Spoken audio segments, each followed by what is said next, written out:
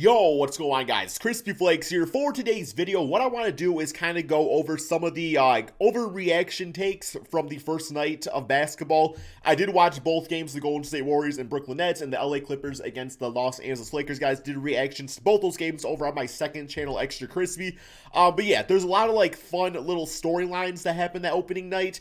And let me say, especially that first game, it was a bit of a blowout. But we also got to remember, it's only the first game of the NBA season. So we're going to talk about that. Also, as a third topic, I do want to touch a little bit on the James Harden probably missing the opening game, as well as John Wall and DeMarcus Cousins. Different reasons. I think, James Harden was going to the club, and John Wall and DeMarcus, I don't really know what the reason is yet to making this video. Maybe that'll be released. Not really sure, man. But yeah, Christian Wood, you said you wanted to win basketball games. Well, you are now going to be playing tonight in the opener, essentially without the three best players on the team. So, hey, let's see if you can lead the way, man. You and Eric Gordon. It's going to be nice. Could have been you and D Rose and Blake Griffin on the Pistons. It's all good, though, man. It's all good. So, I was going to use 2K Start Today mode to talk about these topics. Unfortunately, Start Today mode is not an NBA 2K21 Next Gen. So 3 years from now, they're going to release it as this new feature, being like, hey, man, check out this new thing we never did before. That's usually how it goes with 2K. But yeah, so we're going to use the good old fancy box score right here to talk about stats and stuff, man. Also, just one more little quick thing before we get going on this video. I do want to let you guys know that I'm going to be celebrating the holidays with my family and stuff like that. So I'm going to be making some videos ahead of time. So expect some My League stuff over the next few days, just because I can't predict NBA news to talk about 2 or 3 days from now. So yeah, expect some of that. It's going to be fun, though. It's going to be fun. It's going to be a great time. So yes, the first storyline I do want to talk about, or I guess maybe the overreaction, although it's a take that I'm actually a little bit confident in, and that is that the Brooklyn Nets are going to win the 2021 NBA championship. So last night, Kevin Durant, Kyrie Irving teaming up in a regular season game for the first time, and you look at the box score right here, and my initial thought is damn, bro, this team could be even better. They beat the Warriors 125-99. Now keep in mind, Draymond and Klay Thompson were not playing. That is very important. Of course, there was also James Wiseman out there, who was in his first game since playing against some Isaac guy, I guess, was the last matchup he had in college. So you go from playing against Isaac somebody to Kevin Durant and Kyrie Irving. And yeah, it's a bit of a change right there, man. But no, straight up, you look at the box score, Kevin Durant, 26 points. Only on 7 for 16 shooting, though, 44% or whatever it was field goal percentage. Kevin Durant to me has always been a very consistent player. So the fact that he drops 26 on these numbers, I literally am yo, this man could average 40 points per game.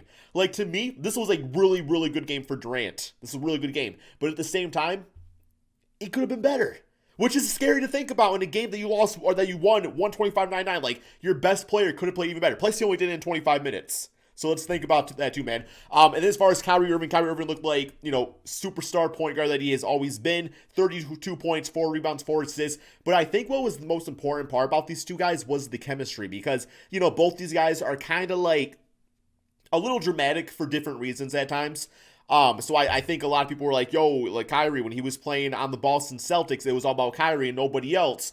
And people weren't really quite sure how this was going to work out. But of course, Kevin Durant in the past has played with Russell Westbrook and James Harden, so he knows how to play with superstar players. Not saying James Harden was a superstar at the time, but Russell Westbrook was definitely up and coming and everything. So yeah, I don't think that's going to be a big issue. And both these guys, they both got good opportunities to score out there.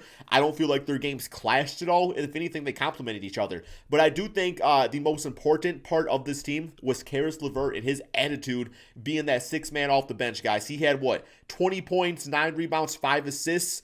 Literally 6th man of the year, right? Like I said, it's only the first game. It's an overreaction. That's kind of the point of the video. But no, literally looked like he could be damn 6th man of the year. And I'm loving it, guys, because Karis LeVert has always been a bit of an injury-prone player going back to his Michigan Wolverine days. So the fact that he's coming off the bench now and playing, he still got a good 24, 25 minutes, but that's going to keep him fresh going the entire season in the playoffs, back-to-backs. We all know he's a guy that could come into the starting lineup and still, drop buckets and stuff if needed. But this is literally the perfect role for him and the perfect circumstance for the Brooklyn Nets, and that's what makes teams are great, is when a guy can buy into a system. When Steve Nash said, hey, Karis, I know I wasn't your coach last year and you were starting, but this season you're going to be coming off the bench, man. He averaged 20 points per game last year, so literally putting up the same numbers efficiently, in a bench role is fantastic. The one guy I was a little concerned with would probably have to be Spencer Dinwiddie. Just watching him last night and also a little bit in the preseason. He looks just like he doesn't know his role yet on the team. You know what I'm saying? Like, he doesn't know how he fits with Kevin Durant and Kyrie Irving. And I don't know if that's going to fix itself, just because I just don't really see a good fit with that. Because to me, Dinwiddie is a guy you want the basketball in his hands. He's very good at making decisions and stuff like that, man. Obviously a good playmaker. So when Kyrie has the basketball, Dinwiddie's never been like a great shooter. So it kind of takes away from his game when the ball's not in his hands, right? I feel like what I think the best route for this team would be is to actually start Bruce Brown. And I'm not just saying that because he was on the Pistons.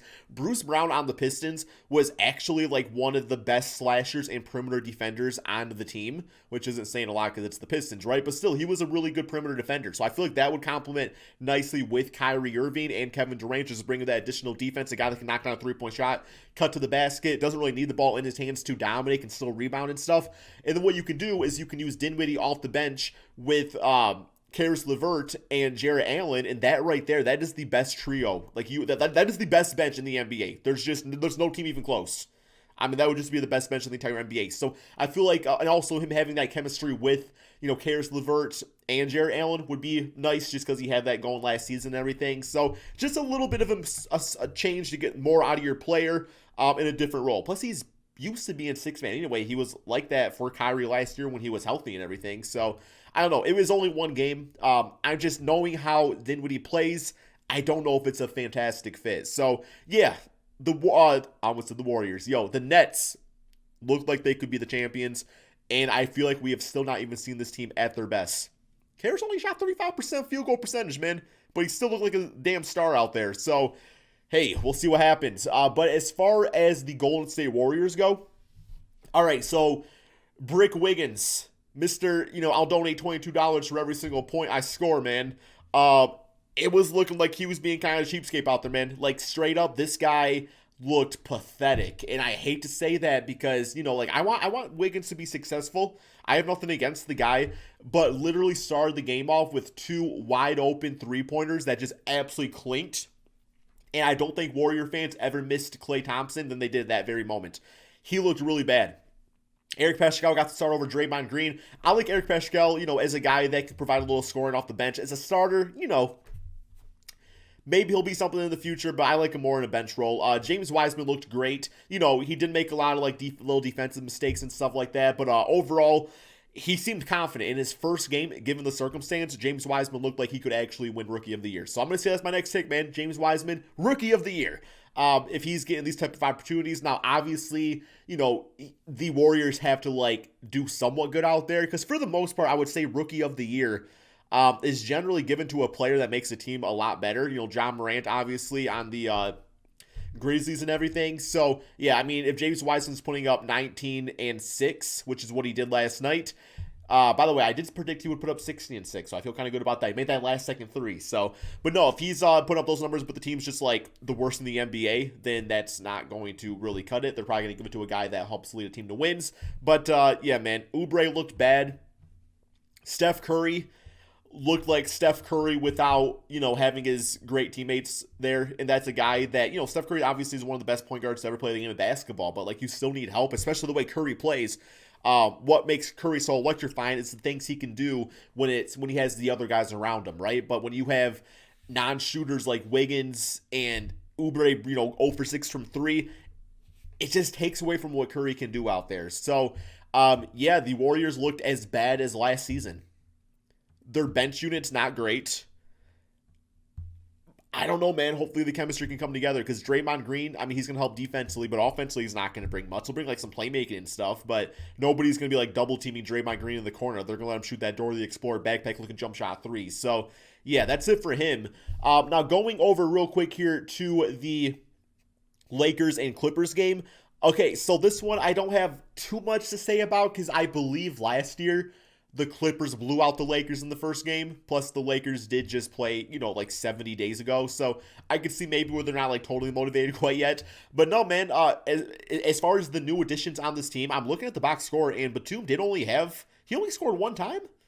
He had 6 assists and 6 rebounds, 2 steals, so he did that fantastically. But Batum, he has a very nice looking jump shot. I mean, obviously, if he went 1-4, didn't go in, but the fact that Batum was able to do other things out there, I mean, this guy was like, it cost him like nothing to pick him up. So he was a good addition. He was a starter for the team. You got Serge Ibaka, who dropped 15.6 rebounds and had 1 block. So when it comes to Ibaka, he plays differently than Montrezl Harrell, but with having Serge out there, it didn't look like they really missed Montrezl at all, because by having him as the starter, it allowed Zubac, who was the starter last season, to bring that energy off the bench, and he looked really good himself, man. Zubac had, looking at the box score, he was 4 for 5. 11 points, 6 rebounds, 1 steal, 1 block, 1 assist. Okay, yeah, so Zubac looked really nice in that bench role. Paul George looked like a man on the mission. Now, in my reaction video, I said, damn, we're looking like the MVP out there, right? So when it comes to Paul George, we all know what he does in the regular season. Like, Paul George can get buckets. It is, like, his legacy is going to be determined this season by what he can do in the playoffs. So we got to see that. Kawhi Leonard looked fine. He shot 26 times. I mean, he had 26 points, so 1 point for 1 attempt out there, 1 for 8 from 3. So he looked good in the mid-range, posting up and stuff, so that was all fine. But I don't know, man. Kawhi Leonard, I like him a lot, but maybe not the greatest shot selection. It was definitely the game for Paul George, right? It was definitely the game for him. But no, it looks like those new additions to this Clippers team, I mean, it looks like so far they're panning out. And then as far as the Lakers go, Marc Gasol looked non-existent out there. He had 5 fouls, so we got some early foul trouble. And as far as like the playmaking and stuff, he looked kind of old. He looked kind of old, but he's on a new team playing with new guys and everything. So I'm sure we'll all pan out. AD was fine. LeBron James was, a 30, how was he? They have 36 now, 36-year-old that still dropped a 22, 5, and 5. So nothing wrong there. I liked what Dennis Schroeder did. What was it? 12 rebounds, 8 assists on top of the scoring. The man literally nearly had a triple-double in his debut game, so I feel like Laker fans are going to love him. Talen Horton played about 10 minutes, and, he was okay. I'm just waiting for that game where Talen drops like 30 in a regular season game, and I just know the internet world's going to go crazy, but no, man, the Lakers are going to be fine. The Lakers are going to be fine. To me, it's the team that's going to win the championship just because I love the additions they got. Now it's assuming Marc Gasol did not just become like a 50-year-old all of a sudden, but I really like the additions. But no, man, the Clippers looked really good themselves too, so we'll see what happens. And yeah, I guess I don't really have much to actually say about the James Harden situation, if I'm being quite honest. I'm kind of sick of talking about Harden. But straight up, like, it was just announced that he could miss the opener because he went to the clubs the night before the game. Bro, I guess yes, your life is probably a little stressful from the sense that everybody talks about you because you go to the clubs and stuff, and like maybe you don't like your teammates, but this might need to be a separate video, man. Oh, I got so much to say about James Harden. I don't got the time. Yeah, so I guess the TLDR for this video, too long didn't read. I think that's what that means, right? Basically, Nets look like they could be the champions. Paul George is looking like a damn MVP. Warriors looked bad with their new additions. And James Harden, this ain't really a hot take. Dude likes to party. That's all we got, guys. Thank you all so much for watching, and peace out.